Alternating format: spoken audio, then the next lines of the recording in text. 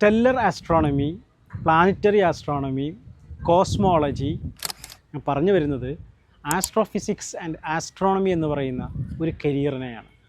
Physics and maths നന്നായിട്ട് ഇഷ്ടമുള്ള, അതൊരു പാഷനായിട്ട് കൊണ്ടുപോകാൻ പറ്റുന്ന ഒരാളെ സംബന്ധിച്ചിടത്തോളം ഗോളങ്ങളെക്കുറിച്ച്, നക്ഷത്രങ്ങളെക്കുറിച്ച്, സൂര്യനെക്കുറിച്ച്, ചന്ദ്രനെക്കുറിച്ച്, അതുപോലെ തന്നെ ഗ്രഹങ്ങളെക്കുറിച്ച്, ഉപഗ്രഹങ്ങളെക്കുറിച്ചൊക്കെയുള്ളൊരു പഠനം വളരെ വ്യത്യസ്തമായ ഒരു കരിയറായിട്ട് അതിനെ കൊണ്ടുപോകാം. റിസർച്ചാണ് പ്രധാനമായിട്ടും ഫോക്കസ് ചെയ്യുന്നത്.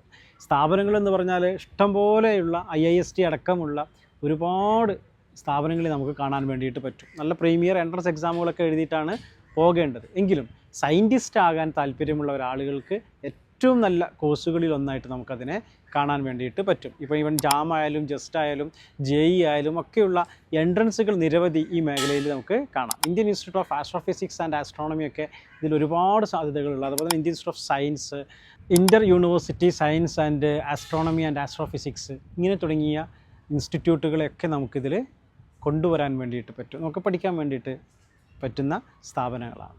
Anyway, all the best.